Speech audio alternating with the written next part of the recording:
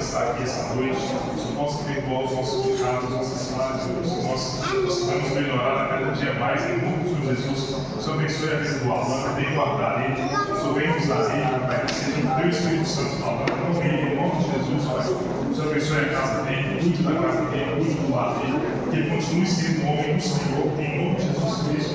Muito obrigado por tudo, Pai. E deve a tua palavra, que nós saímos daqui, Pai, entendendo a tua palavra, porque ele é um filho do Senhor, Pai. Ele tem conhecimento, ele vai ser usado sobre nossas vidas, em nome do Senhor Jesus Cristo. Amém. Amém, irmãos. Boa noite. Boa noite. Boa noite. Glória a Deus. Irmãos, antes da gente começar um pouco sobre a leitura bíblica, eu queria somente lembrar os irmãos sobre alguns fatos históricos que ocorreram durante alguns anos. E, por exemplo, o avivamento da Rua Azusa, no país de Gales, ou países onde você vai hoje, talvez como a Europa, que foi um berço do avivamento, mas hoje você só observa apenas locais que foram incendiados, apenas cinza. Não existe mais fogo naquele lugar. França, por exemplo, é um país totalmente ateu, não louvam ao Senhor. E a pergunta que fica é: por que o avivamento acabou? Por que o fogo parou? Por que a manifestação do Espírito Santo cessou? Será que ele perdeu a sua força? A resposta nós sabemos que não. Mas a outra resposta nós sabemos que foi por falta de dar continuidade com aquilo que começou no passado. Então muitos homens de Deus começaram grandes coisas de Deus, mas eles infelizmente, com o passar dos anos, não capacitaram aquela geração para poder continuar aquilo que eles começaram. Ou capacitou e com o tempo foi se perdendo. E eis que você, essa nova geração. Eu queria fazer uma pergunta para você. Seu pastor vai viver para sempre? Não. Essa igreja depende de você. Nós, jovens, por isso que João disse: jovem vos escrevi porque sois fortes. O pastor de vocês está investindo na juventude, está investindo na força da igreja. E ele espera, Deus espera uma resposta positiva de nós. Amém? Amém. Amém mesmo? Amém. Ninguém está pronto para poder responder sim ao que Deus tem chamado. Amém. Eu já vou logo falando que Deus, quando Deus chama, Ele não chama para coisa leve, não. Deus chama é profundo, rabo de arraia. O negócio é para ir no meio do macumbeiro, no meio das prostitutas, dos drogados. O Senhor não nos chamou para ser missionário de estranho. Não é isso. O Senhor nos chamou para poder ser missionário de pé no chão, é de baixo. É comer com aqueles que comem pouco. Talvez você hoje come aquela picanha gostosa. O Senhor talvez está te chamando para comer farofa. O Senhor talvez está te chamando para poder comer tatu, né? Talvez é isso. Então que isso sirva de exemplo para nós. Meu nome é Alan. O Senhor tem me chamado, né? Está aqui minha esposa, Rafaela. Minha família toda aqui, né? Praticamente. Só meu pai que ficou em casa, mas os netos, ele ficou lá na creche. E, né, hoje nós estamos aqui, eu e Rafa, estamos lá no Rio de Janeiro, fazendo a obra do Senhor, missionário. Plantamos uma célula lá, estamos podendo plantar a igreja. Na verdade, quando a gente planta a célula já é igreja, né? Uma igreja já está funcionando, tem alguns irmãos lá que, infelizmente, a vida de drogado, a vida louca, e nós estamos lá trabalhando com eles, irmãos. Eu vou falar para vocês, é fácil? Não. Tem dia que você dá vontade de chutar o pau da barraca e falar: meu Deus, vou voltar para Neves, vou voltar para minha casa. Mas a gente lembra que quem nos chamou e quem nos sustenta é Deus. Amém, aleluia. Estamos fazendo para Ele, aleluia. Amém. Aleluia. É isso. Amém. Sem mais delongas, eu não quero falar de mim, eu quero falar da palavra. Abra a sua Bíblia, por favor, em João capítulo 4, verso 21 até o verso 24. Nós vamos ler e você pode se sentar, por favor. João capítulo 4.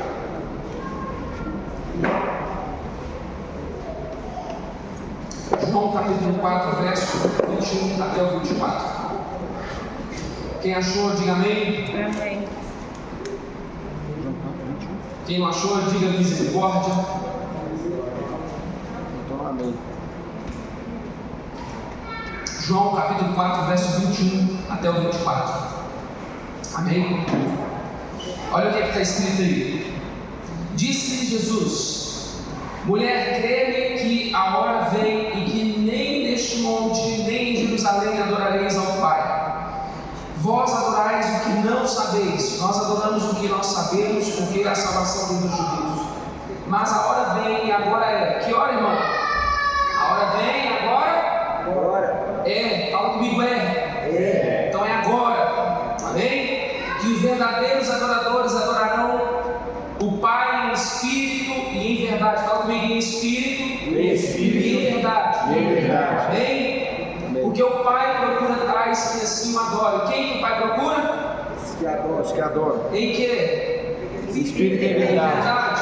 Deus é espírito, importa que os que o adorem em espírito e em verdade. Amém? Amém. Irmãos, Jesus conversa com essa mulher samaritana e eu acho interessante porque Jesus aqui está quebrando alguns paradigmas, quebrando algumas barreiras na cabeça dessa mulher.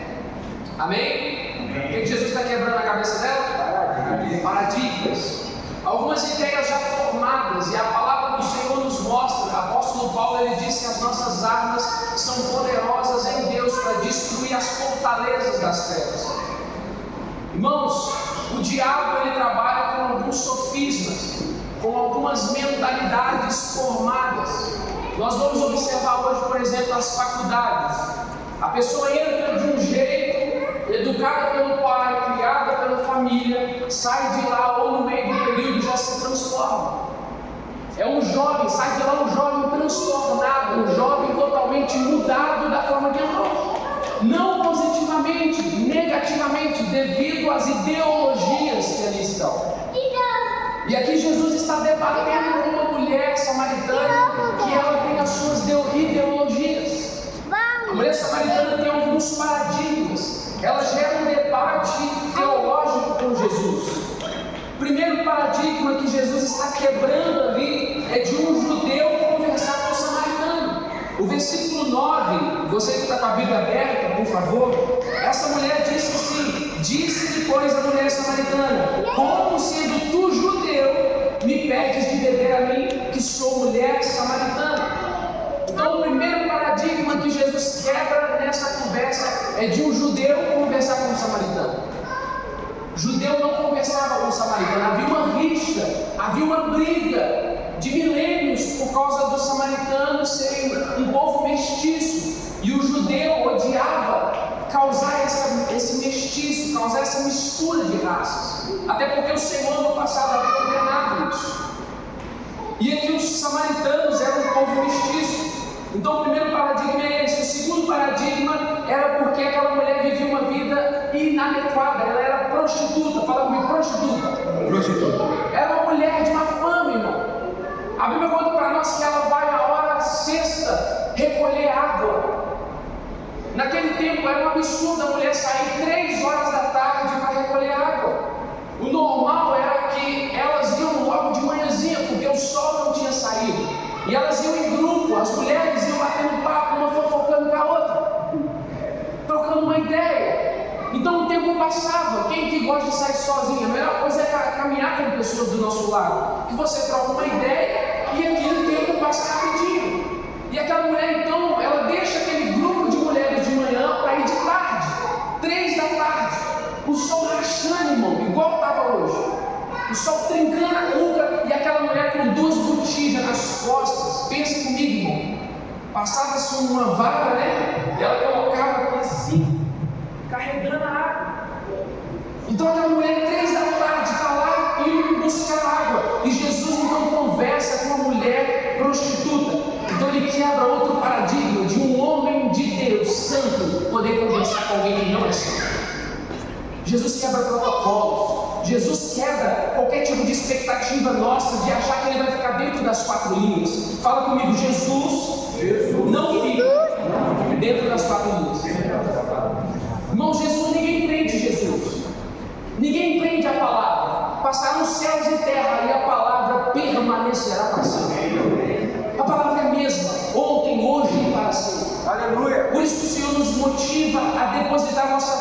na palavra. Terceiro paradigma, um homem conversar com uma mulher samaritana.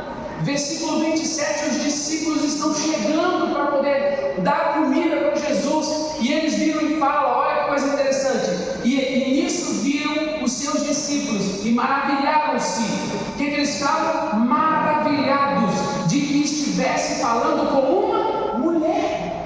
Irmãos, era um paradigma tão enorme, que os discípulos olharam para o mestre deles e falaram assim, uau, o meu mestre está conversando com uma mulher. Que loucura é essa? Esse cara é diferente mesmo. Irmãos, o problema nosso é achar que Jesus não era humano. Jesus era humano, gente. Jesus era como a gente aqui. Olha para a pessoa que está do seu lado. Você não precisa falar nada, só vai olhar o plano que está do seu lado. É uma pessoa. Você está entendendo? É uma pessoa. Então pensa comigo que os discípulos estavam vendo uma pessoa chamada Jesus Cristo. E eles ficaram maravilhados, porque Jesus quebra esse outro paradigma de um homem conversar com uma mulher. Era a cultura daquela época, homens não conversarem com mulheres. E o quarto paradigma é de onde deveria ou não adorar o Senhor. E é esse paradigma que nós vamos hoje desconstruir com Jesus. De onde ou não deve se adorar. Como é a vida de um verdadeiro adorador. Como que nós devemos adorar o Senhor? Como que devemos nos portar em adoração ao Senhor? Hoje nós queremos quebrar esse quarto paradigma que Jesus quebra com essa mulher. Perceba que a mulher samaritana, irmãos, ela levanta com Jesus um diálogo, um debate teológico. Por milênios, os samaritanos e os judeus, eles não se davam bem.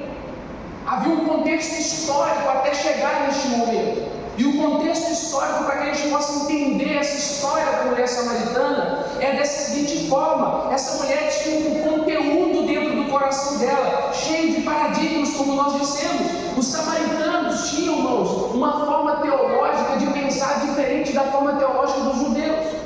Os judeus aceitavam a Torá, que é o Pentateuco, e aceitavam também o livro dos Salmos e os Profetas. Mas os samaritanos não aceitavam os Salmos e os Profetas, eles ficavam somente com o Pentateuco. E pelo fato de ficar com o Pentateuco, lá a palavra do Senhor vai orientar que a adoração deveria acontecer no Monte Gerizim, que era o monte das bênçãos que o Senhor tinha determinado. Porém, quando a gente vai observar os livros de Salmos e os livros dos profetas, está apontando que a adoração deve ser feita no templo do Salomão, ou templo de Salomão. Então havia uma disputa, uma conversa por Jesus. Tanto que a gente vai observar, disse-lhe a mulher: Senhor, vejo que és profeta. Nossos pais adoram neste monte, e vós dizeis que em Jerusalém é o lugar onde se deve adorar. Ela levanta um questionamento, ou melhor, ela afirma para Jesus: Jesus, tu és profeta, mas eu acho que você está errado. Você está errado porque, uma hora alguém fala que é aqui, outra hora alguém fala que é lá. E aí, onde que é? Onde que se deve adorar? Onde que se deve buscar ao Senhor de fato? E Jesus, irmão, na sua sabedoria, na sua simplicidade, na sua humildade, Jesus afirma algo que desconstrói tanto o argumento teológico dos samaritanos, tanto dos judeus. Jesus quebra as pernas da teologia judaica e da teologia samaritana. Ele vira e fala assim, disse-lhe Jesus: mulher, crê que a hora vem em que nem neste monte, nem em Jerusalém adorareis ao Pai. Vós adorais o que não sabeis, nós adoramos o que sabemos, porque a salvação vem dos judeus. Até aí tudo bem, mas a hora vem. Olha Jesus quebrando tudo. A hora vem, e agora é. Jesus está falando, mulher, não é no Gerizim e não é em Jerusalém, é agora. Aleluia. É agora.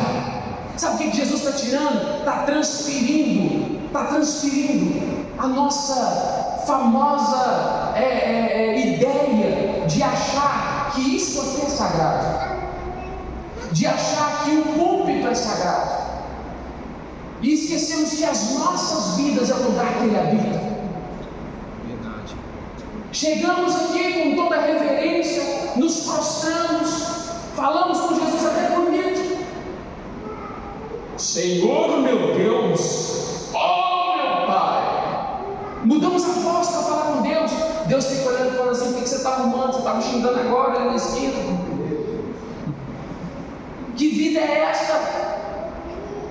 Irmãos, Deus não quer teatro. Deus quer sinceridade. Se sua sinceridade está no analfabetismo, porque você não conseguiu estudar, seja sincero assim. Se você tem condição de melhorar, melhore, mas não pare. Seja sincero com Jesus. Irmão, seja sincero. Não teve dias que eu já fui entrar para o quarto para orar ao Senhor. Eu falei, ô Jesus, hoje eu não vou interceder por ninguém, eu não quero orar por ninguém, eu quero só sentar aqui, eu estou todo lascado, eu quero buscar o Senhor para o meu coração ser curado. Irmãos, foram momentos de divisor de águas. Significa que eu não oro por ninguém? Não significa isso, mas eu já cheguei com sinceridade. Jesus disse assim: entra no teu quarto, fecha a porta, e o teu pai que está em secreto te recompensará. O problema é que nós entramos no quarto caçando o pai. Jesus falou que ele está o quê? Em secreto. Às vezes ele vai estar em secreto até você. Você não vai sentir ele. Você vai entrar no quarto, entrou. Meu Deus, eu não senti nenhum arrepio, eu não senti nenhuma emoção, eu não chorei. Mas se você tem que o pai que está em secreto está lá, Jesus afirma, ele vai te recompensar. Amém. Irmão, já entrei para buscar o Senhor com o coração todo doído, mas saí de lá, irmão, esses dias mesmo, oh meu Deus do céu. Esses dias eu fui, nós estávamos lá começando o trabalho, frustrei com a situação, e aí, tipo assim, o diabo começou a me oprimir. Você tem ideia disso? Você é doido. Começou a me oprimir e tal. O que eu fui fazer, Dudu? Falei, fui pro quarto. Entrei, irmão, entrei moído. Entrei xoxo. Aí eu comecei a orar. Senhor, não sei o que lá. Aí, irmão, teve uma hora que eu voltei. Aí eu virei e falei assim: Satanás, chega aí, vem cá. Agora que eu tô aqui contigo. A Bíblia fala assim: resistir ao diabo e fugirá de vós. Vem cá, vem então, já que você está aqui, então vem. Irmão, fui. Aí fui. Aí fui e comecei. Você está repreendido. A palavra diz. Eu comecei a trazer palavra. As portas do inferno não prevaleceram. Aí, fui mesmo. Aí eu falei assim: quer saber? Eu vou para a rua. Fui para a rua, irmão. Isso era de noite. Rio de Janeiro, você pode. Fui. Conheci ninguém. Fui para a rua. Porque eu estava frustrado, com muita expectativa. Aí eu fui para a rua. Não cheguei na rua, comecei a estender a mão sozinho, andando. Está repreendido, espírito de morte, depressão.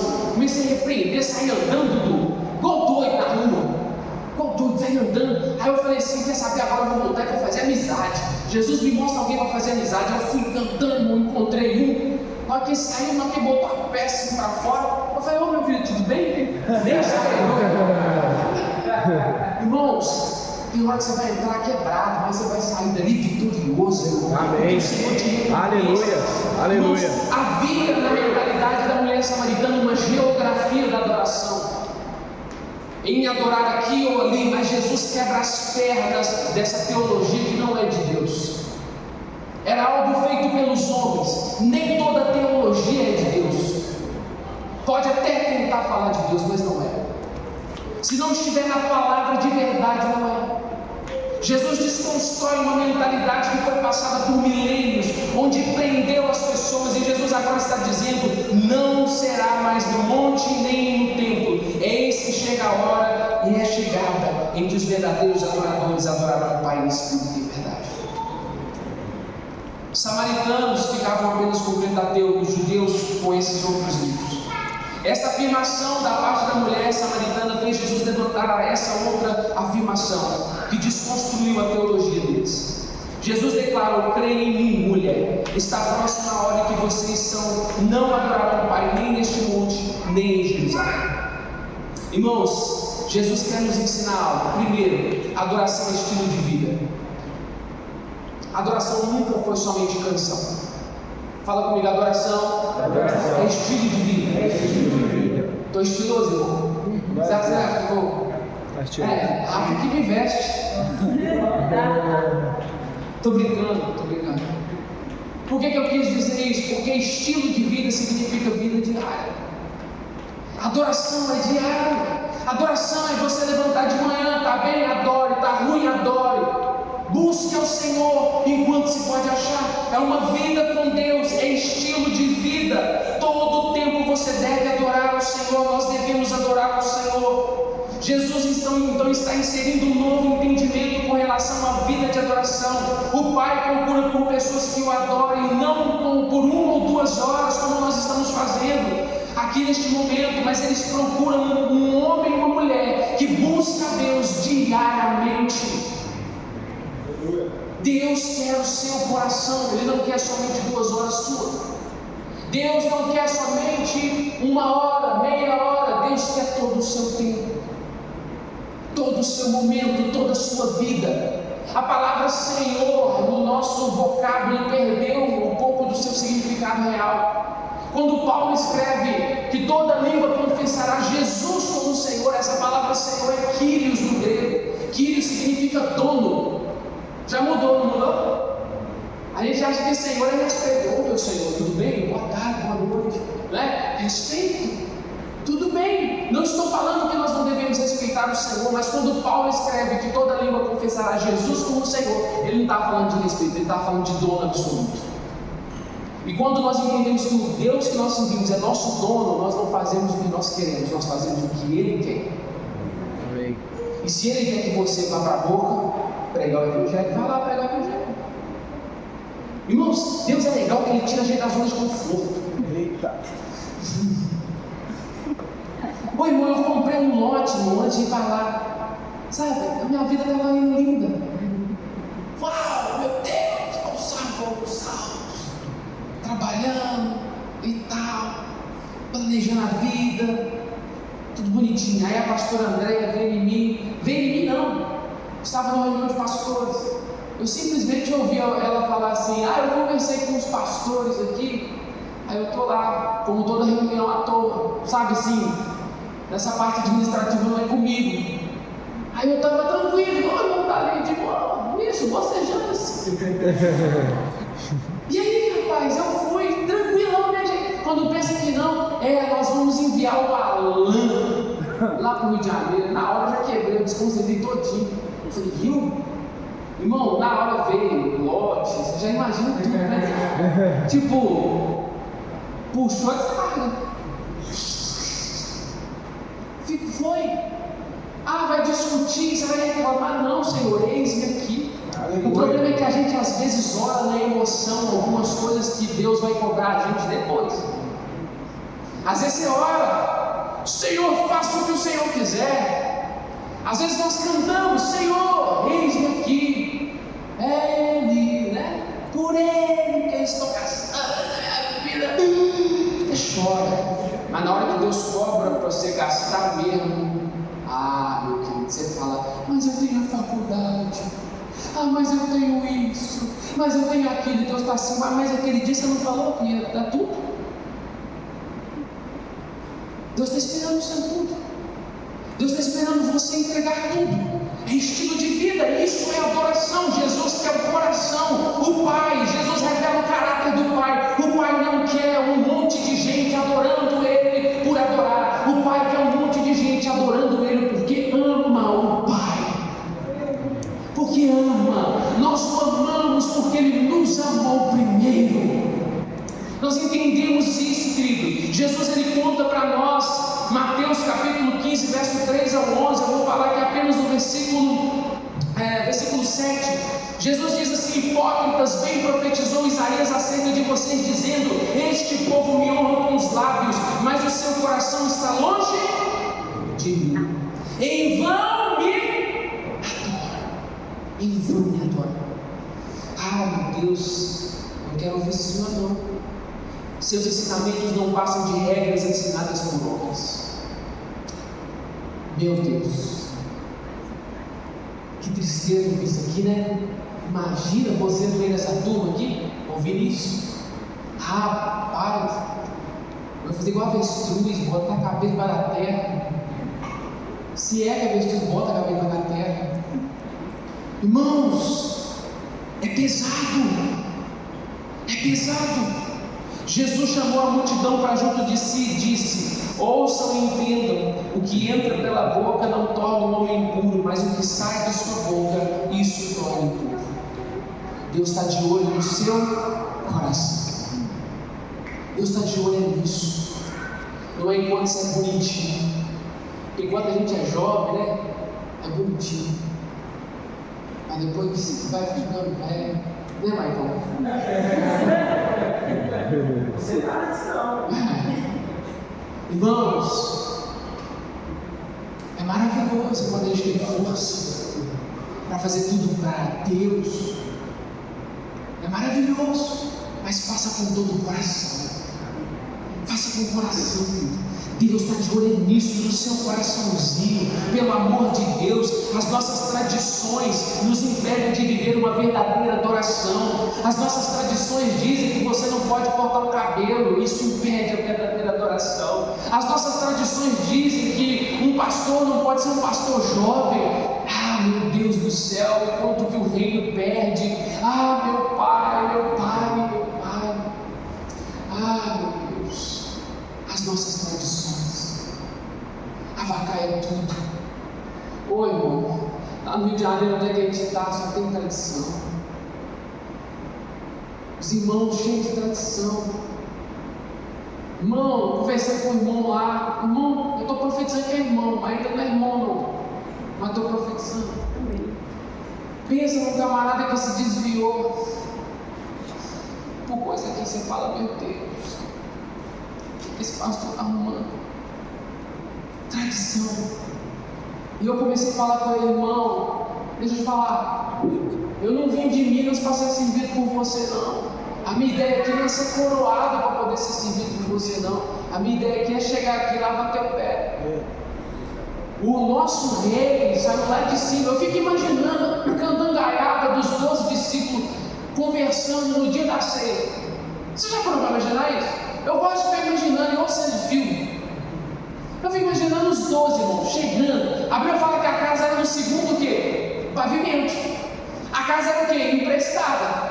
Toda casa, antigamente, tinha um servo. Esse servo tinha apenas uma finalidade: lavar o pé da galera que chegava. Sabe por que a galera que chegava? Porque todo mundo aqui está calçado de tênis, mas antigamente não, era a sandália de Jesus. Todo mundo andava com um negocinho cheio de dedo, irmão. E não tinha carro, a única Ferrari que tinha era um jegue. Você está entendendo? Então o povo andava com o pé no chão, de terra. Então viajava-se quilômetros pisando na terra e o dedo ficava cheio de Todd no meio dos dedos, sabe? Melecado, suado. Imagina quando chovia, irmão, o barro. Então o servo que estava naquela casa tinha como única finalidade lavar os pés dos visitantes. Você entende? E aquela casa tinha servo, sim ou não? Não. Era emprestada. Jesus intencionalmente pegou uma casa que não tinha quem servisse. Quando os candangos chegam, sobem. Eu fico imaginando ele sentado lá. Ô João, eu não vou lavar esse fedorinho do seu não, filho. Pedro falando, você é doido? Eu fui o cara que tive a revelação, andei sobre as águas, irmão. Você que lava o meu. Eu fico imaginando esse bate-papo deles, todo folgado. E eu imagino Jesus humilde, simples. Vai lá no cantinho, tira parte da roupa, pega o balde, pega a toalha, vai no pé do candango que está lá, conversando fiado, olho aruto. E Jesus vai abaixo. Eu fico imaginando Pedro, porque a Bíblia fala que Pedro fala, não viagem ele não, Jesus. Não faz isso não, Jesus, não faz. Jesus fala, Pedro, se eu não matar teu pé, você não tem parte comigo. Irmãos, eu virei para esse menino que estava conversando com ele e falei, cara, se o meu rei, se ele saiu da posição de rei e se tornou servo, quem sou eu para achar que eu sou melhor que ele? Eita! Eu vim cá foi para lavar seu pé. O que você tem para nós fazer? É capinar um monte? Vamos capinar um monte junto. É para levantar uma parede? Vamos levantar uma parede junto. Vamos servir. Irmãos, adoração é estilo de vida. Jesus disse, em espírito e em Verdade. Não é mentira. Sabe o que ele quis dizer com verdade, irmão? A verdade é que talvez a nossa vida vivida não condiz com aquilo que nós falamos.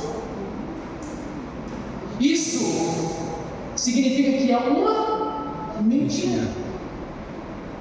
Se Se nós pregamos e não vivemos aquilo que pregamos, nós estamos sendo mentirosos.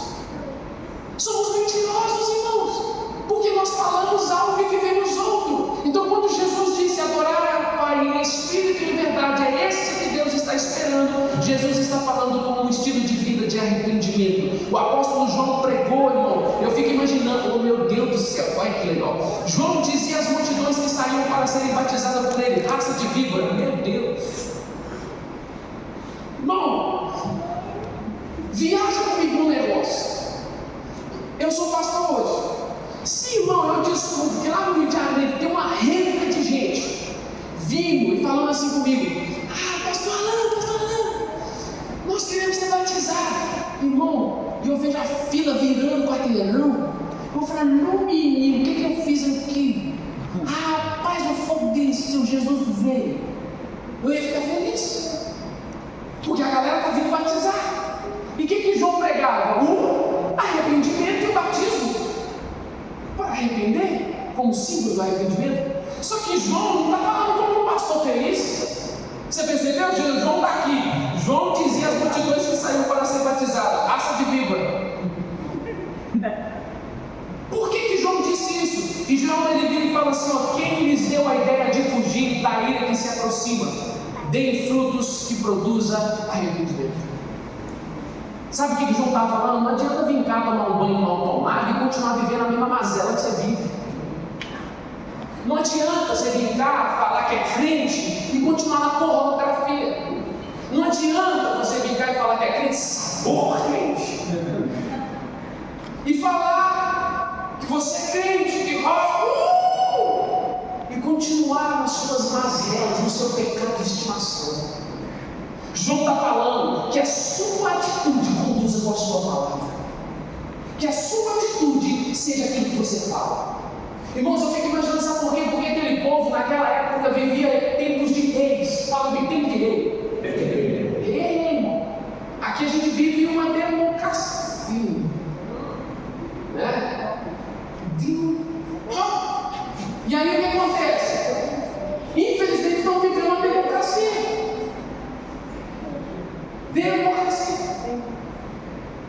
Mas naquele tempo era rei. E quando o rei vinha para poder tomar, sabe o que o rei fazia? Enviava um mensageiro e falava com o irmão: Isaac, o Isaac, e o mensageiro vai lá em Neves, lá em Brasília, vai lá, avisa que eu estou chegando, beleza? Você vai falar que a minha intenção lá é tomar um lugar, quem não se render, demorou? Faz isso para mim.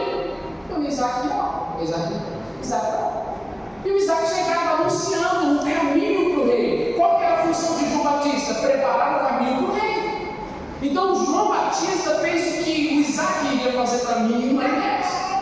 Então ele preparava o caminho. Então imagina comigo, aquele povo olhando, João falando: gente, se arrepende porque está chegando o reino, se arrepende porque está chegando o reino. A galera olhava para João e falava assim: esse cara é doido, está vindo o reino mesmo. O cara come mel, gente, come mel gafanhoto, isso é doido, está vindo mesmo. Então a galera, ao invés de se arrepender porque estava chegando o reino dos céus, se arrependiam por medo daquele reino chegar, e aquele reino chegar e eles morrerem, porque não se arrependeram. Então é um arrependimento falso. Ei, querido, o rei está voltando. Não se arrependa falsamente. Nós estamos vivendo dias difíceis. Essa geração está vivendo dias difíceis, dias de muita facilidade. E eu tenho medo da bênção. Tenho medo dela. Não que eu quero uma opção, para lá. Eu quero a bênção, mas eu tenho medo da bênção. Sabe por quê? Porque o povo foi abençoado quando entrou em Canaã. E o próprio Deus falou com Moisés: esse povo vai me abandonar. Às vezes nós somos muito abençoados e deixamos o Senhor de lado, esquecemos dele. Por isso que às vezes a gente vive prova atrás de prova. Sabe por quê? Para Deus lembrar você de quem é Ele. Apóstolo Paulo disse que alguém teve a visão do terceiro céu. Era ele mesmo. E aí ele fala que ele ora ao Senhor por 3 vezes, porque a Bíblia fala assim: o Senhor colocou perante ele um espinho na carne. Era um espírito maligno. Era alguém que atormentava ele, da parte de Satanás. Deus permitiu que alguém da parte de Satanás atormentasse. Deus permitiu que algo acontecesse na vida de Paulo, seja uma saúde debilitada, algum problema, mas era algo que Deus permitiu que o maligno tocasse. Sabe para quê? Para Paulo, ele mesmo disse, para que eu não me orgulhasse da visão que eu tive. Às vezes Deus vai colocar para nós uma pedra no sapato, para a gente sempre lembrar do Papai do Céu. Nem tudo é mar de rosa, nem tudo é mar de rosa. Deus quer que tenhamos um estilo de vida em adoração, se arrependendo de nossos pecados todos os dias. Segunda coisa, Deus não aceita a adoração de qualquer jeito. Fala comigo, Deus não aceita a adoração de qualquer jeito. O Pai procura adoradores que adorem em espírito e em verdade. Espírito, fala comigo, em espírito. Não é na carne. Não é na carne. Adorar em espírito é o contrário de adorar na carne. Jesus mostra dois adoradores. Ele conta uma parábola: o fariseu e o publicano. O fariseu está lá: eu sou o cara, eu não sou sabor crente, eu sou crente.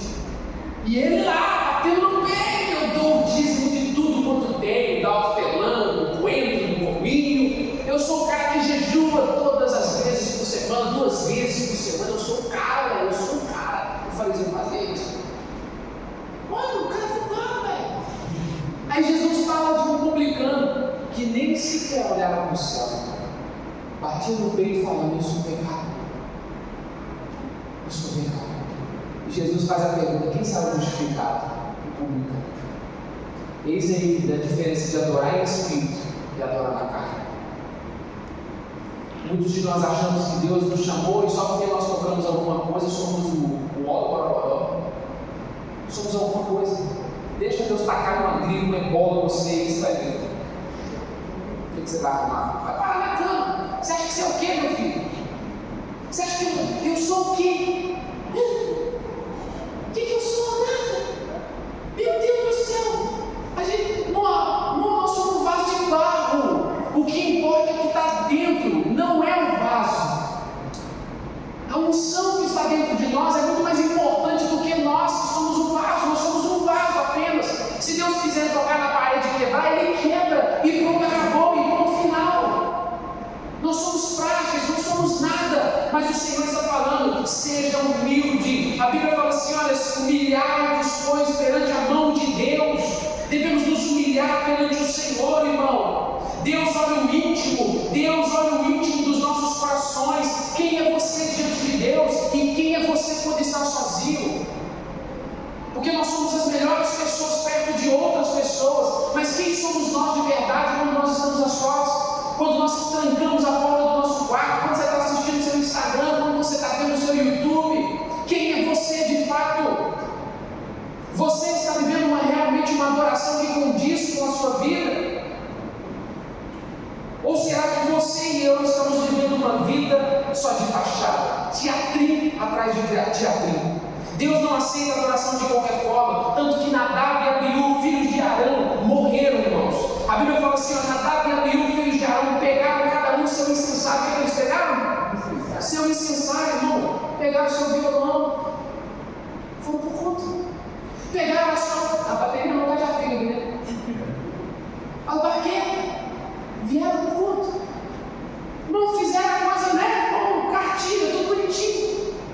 Prepararam tudo para vir adorar. Mas a Bíblia fala assim: que eles, nos quais acenderam fogo, acrescentaram incenso e trouxeram fogo profano ou fogo estranho perante o Senhor, sem que tivesse sido autorizado.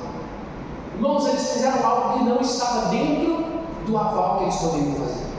Fizeram algo que era além do que deveria ter feito. Uzá colocou a mão na arca, porque teve uma boa intenção. Ó, está caindo. Mas foi forte, foi também.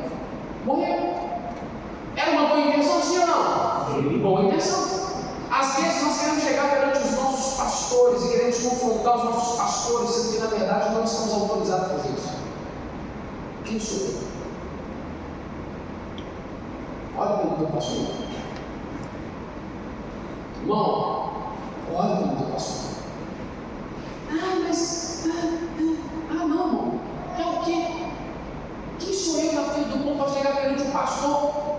O meu pastor, que tem orado por mim, que tem pagado um preço por mim. Às vezes, irmão, o homem está agindo com tanta graça que você não consegue nem entender. Você está sendo uma pedra no sapato na vida do seu pastor, às vezes, e ele está lá rindo para você, te dando as mãos, abraçando você, orando por você. E você nem percebe isso, e aí ela vai a boca aberta falar com o pastor. Cabe isso, irmão? Tem como isso, irmão? Ai, não, meu Deus, deixa eu falar a boca. Vamos lá. Não apresente fogo estranho perante o Senhor. A Bíblia fala que então saiu fogo da presença do Senhor e os consumiu. Morreram perante Deus. Cuidado, irmão, para você não morrer perante o Senhor. Eu também tenho que tomar esse cuidado. Todos nós temos. Não adore o Senhor de qualquer jeito. Meu Deus do céu. Terceira e última coisa, a verdadeira adoração é com sacrifício. Existe uma regra na teologia, e antes dessa regra eu quero ler um texto. Gênesis 22:5 disse assim: disse ele a seus servos: fiquem aqui com o jumento enquanto eu e o rapaz vamos até lá, depois de adorarmos, voltaremos. Esse texto de Gênesis 22:5 vai falar um pouco do contexto da história de Abraão sacrificando Isaac, ou melhor, tentando sacrificar Isaac. Deus estava testando Abraão. Abraão, me dá teu filho agora, que você ama. E Deus lacaia mesmo no meu negócio. Eu acho legal. Deus, irmão, 25 anos para ter um menino. 25 anos para ter um menino. Aí quando tem um menino, eu fico imaginando a alegria dele. Uau! Tive menino. Deus vira e fala, eu acho que o texto diz assim: Abraão, levanta aí, Abraão. Estou meio que parafraseando. E Deus vira e fala para Abraão: Abraão, agora eu quero que você sacrifique o teu filho, teu único filho, teu filho amado. Deus arrebenta. Teu filho, teu único filho, teu filho amado, irmão. Deus pesa. E Abraão simplesmente o quê? Fechou, estamos fechados, bora. Ele cata tudo, vai fazer tudo que tem que fazer. Pega a lenha, pega e leva o menino. Deixa ali os servos dele num lugar com o jumento. E ele vem e fala essa frase: fique aqui até que nós terminemos de adorar e voltemos. Essa palavra adorar, ela aparece a primeira vez aqui. E ela, quando aparece pela primeira vez, teologicamente, ela está dando a ideia e a ligação com o sacrifício. Então, adoração não é comportamento, adoração é sacrifício. Entenda isso. Adoração é sacrifício. Abraão foi adorar ao Senhor num contexto de matar o próprio filho. Você consegue entender isso? E às vezes nós achamos que a adoração é só canção. Mas eu te pergunto, você chegou aqui hoje, o que é que você está deixando aqui para Jesus? O que você está matando agora? Nós estamos matando algo. Seja o nosso eu, o nosso orgulho, a nossa soberba. Irmãos, esse contexto diz muito para nós, porque Abraão não foi cantar uma música no monte, Abraão não foi fazer uma pregação, Abraão foi sacrificar. Abraão foi fazer algo que hoje nós entendemos o contrário: adorarmos com canções, sendo que na verdade adorar com sacrifício. Olha o que a Bíblia diz em Romanos 12, versículo 1: portanto, irmãos, rogo-lhes pelas misericórdias de Deus, que se ofereçam em sacrifício vivo, santo, agradável a Deus. Este é o culto racional de vocês. Olha que palavra de Paulo. Irmãos, rogo-vos, pois, que apresenteis os vossos corpos como sacrifício vivo. Naquela época se matava o bichinho, lembra do bichinho? Matava o bichinho e queimava. Mas agora Deus, nesse presente século, após a morte e o sacrifício de Jesus, Ele não quer animais mortos. Ele não quer uma adoração morta. Ele quer a sua vida, o seu coração, como sacrifício vivo. E quando eu falo de sacrifício vivo, significando para nós obediência em qualquer circunstância. Talvez seu coleguinha de escola vai vir para você e falar algo, e você precisa ser santo naquele momento.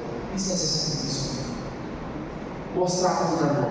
Eu lembro que teve um rapaz que mandou mensagem para mim com uma piadinha de duplo sentido, rapaz. Ah, meu irmão. Falei, queridão, te amo pra caramba. Você é um cara de gente boa, mas não briga comigo assim não. A minha vida como cristão não me diz para viver assim. Ele ficou com raiva. Então tá bom, vai pra lá que eu vou pagar, você não quer. Mas é isso que eu fui chamado para viver, sacrifício vivo. Não teve um que estava trabalhando, irmão. Misericórdia, o Senhor já veio com as piadinhas de duplo sentido. Eu só olhei para ele e falei assim, rapaz, você tem quantos anos? X. Velho mesmo. Você tem filho? Tem até neto. Eu falei, eu sei que essas palhaçadas dessas aí, rapaz, vai crescer. Vai ficar com essas brincadeiras feias, rapaz. Você é um homem já maduro, casado, tem neto, tem tudo, fica com essas palhaçadas. Oxi, toma uma vergonha. Irmão, ele ficou quadrado. Aí depois eu quebrei o gelo que eu voltei quebrando com ele, aí ele ficou legal comigo, né? Chegava lá, até tem café que ele ia dar pra mim. Mas irmão, quantas vezes nós aceitamos essas coisas, os padrões do mundo?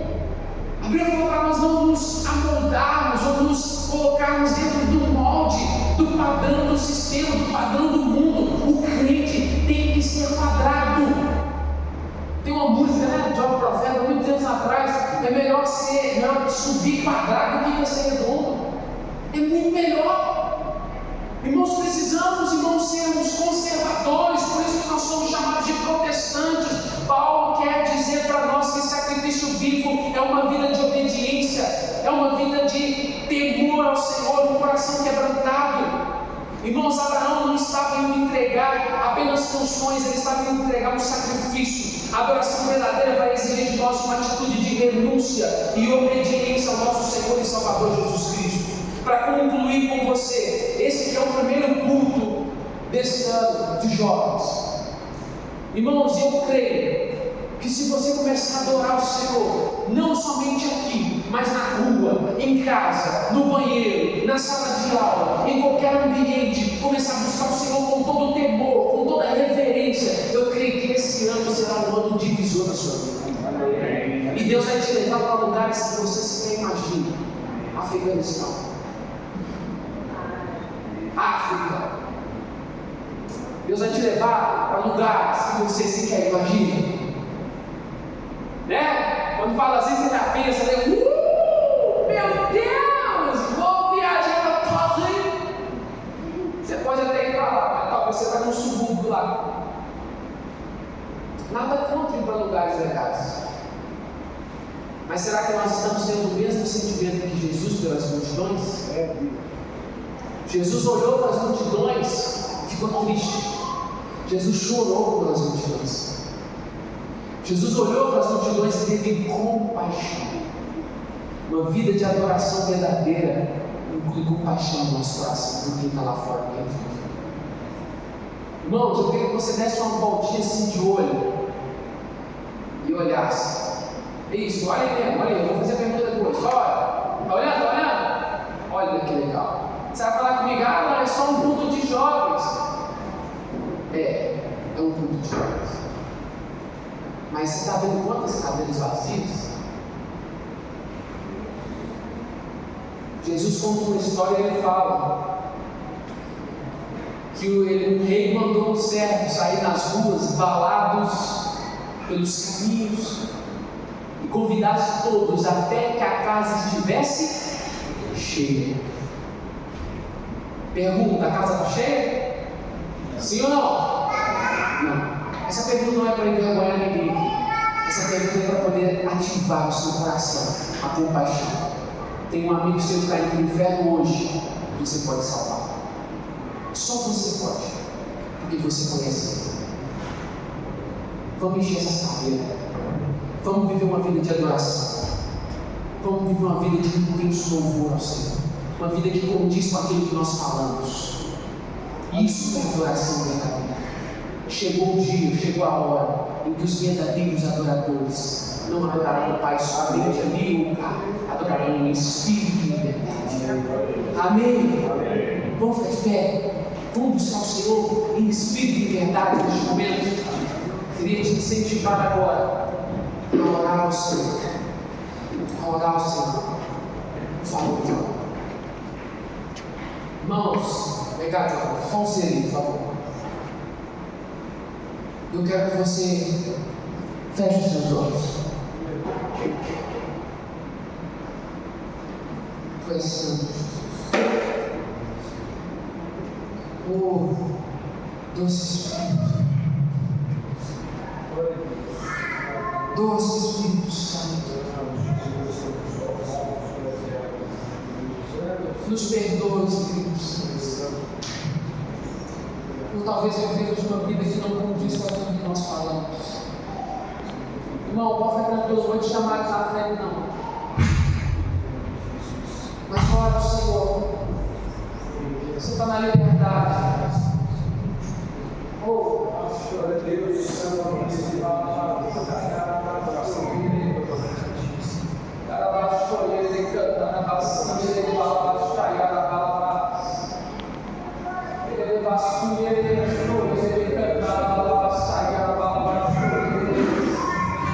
Talvez você precise fazer uma oração de arrependimento. Faça no seu lugar. Talvez a adoração que você tem feito tenha sido apenas de lábios, não tem sido com intensidade, com um coração verdadeiro.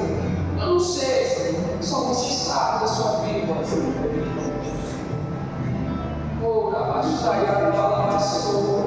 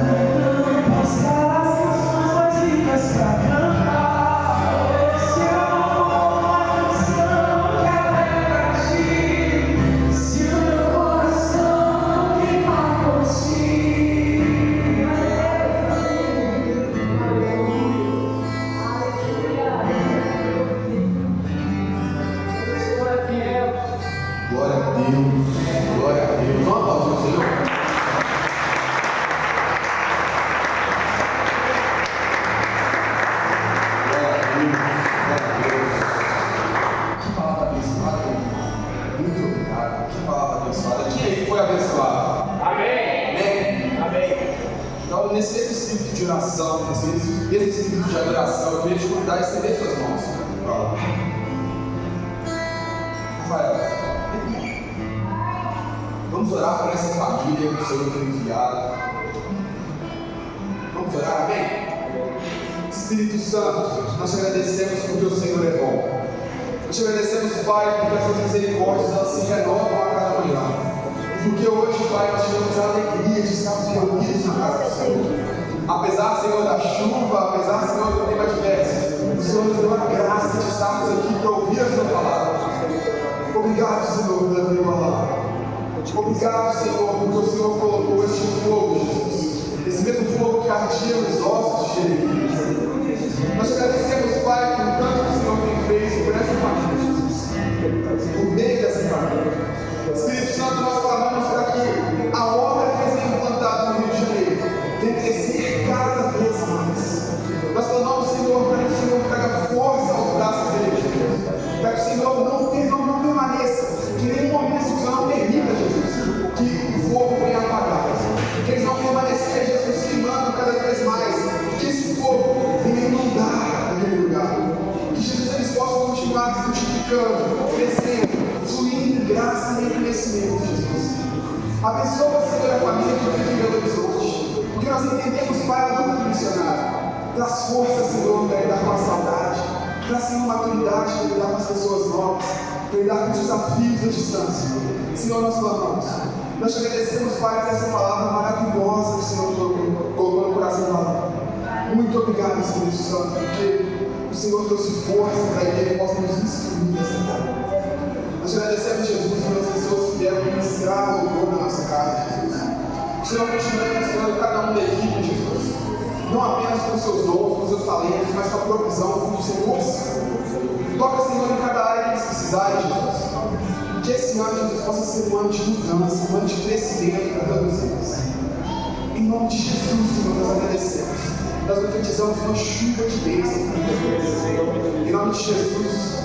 Amém. Amém. Glória ao Senhor.